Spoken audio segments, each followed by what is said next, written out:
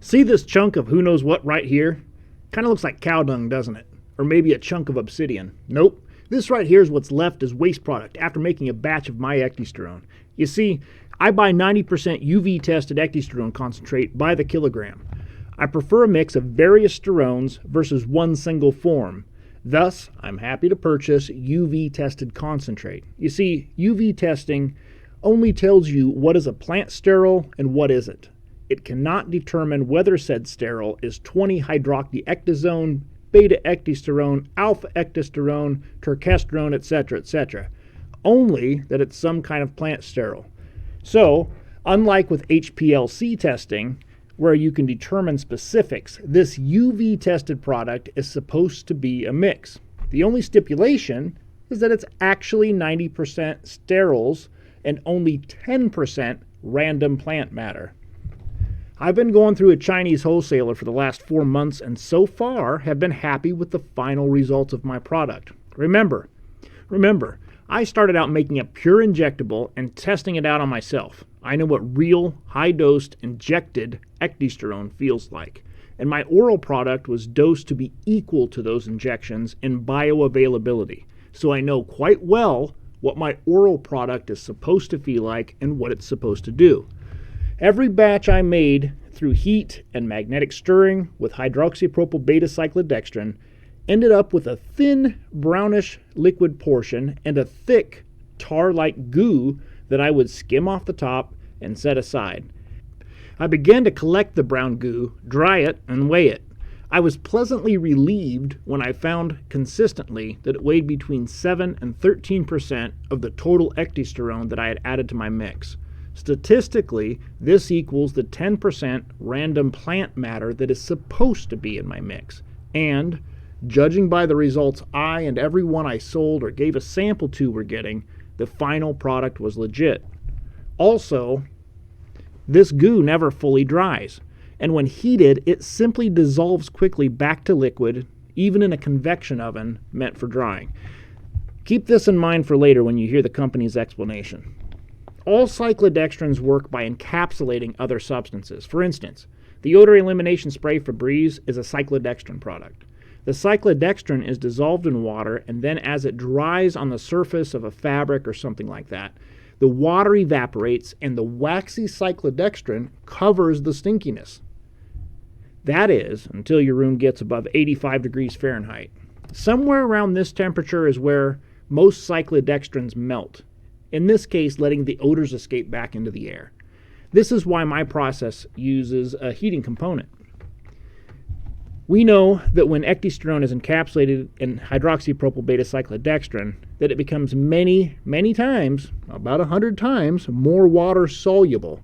Therefore, common sense tells me that as the fully dissolved cyclodextrin is heated and stirred, that the actual ecdysterones, all the plant sterols, will become more water soluble, especially since approximately 40% of the liquid component is vegetable glycerin, a very powerful organic solvent, meaning it'll keep damn near anything dissolved. But here are 2 chunks of my ecdytar in pure glycerin.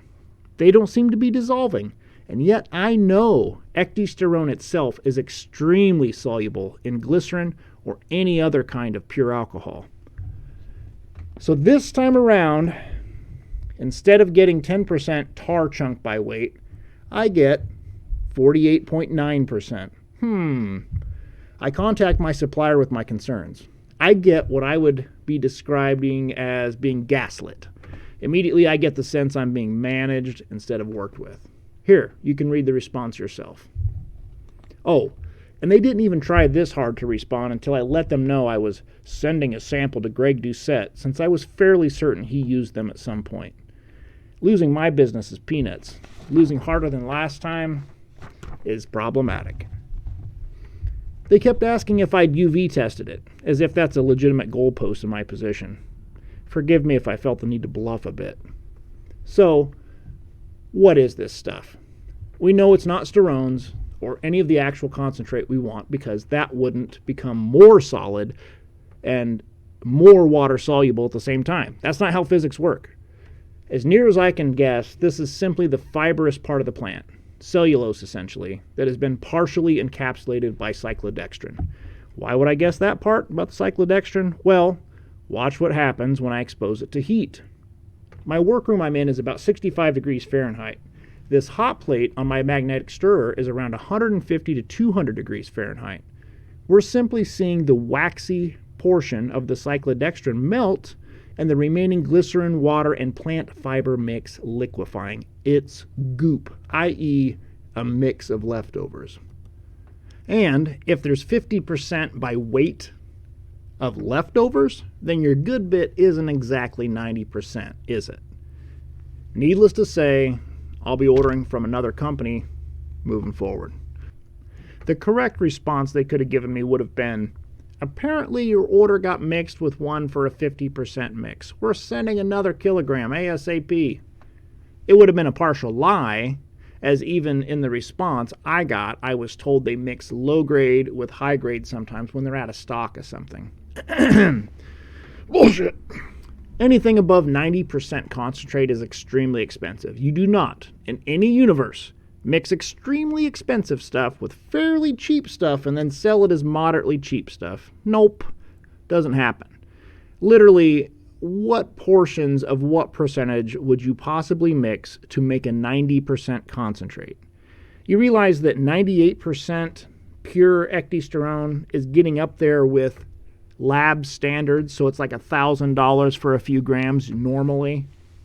So you have boatloads of 95% and just sprinkle in some 50%, and that's what you sent me, a mix like that. Who would even know? And that brings me to my next bit. Look at this part of the message in this text. Most just don't notice is what they're telling me. So my takeaway from it is this. Nah, you guys were out of 90%, and you sent what you had laying around, the cheap-ass 50%. Did I UV test? Nope. But tell me my numbers and my methods don't make sense. I've laid it out there pretty clearly. Again, ecdysterone will not solidify in a solution of sugar alcohol, glycerin, while it is being melted and stirred. That's silly. I can't even tell you how silly that is. And having quite intimate experience mixing 98% pure ecdysterone in a variety of substances, I can say definitively that it won't mix in oil, it won't mix in water on its own before it's complexed. But put it in a cup and drop a little glycerin on it, and you see what happens. It's amazing how much ecdysterone you can shove into just a tiny bit of liquid glycerin. So this chunk of what is supposed to be 90% ecdysterone, this leftover bit, is in pure glycerin right here.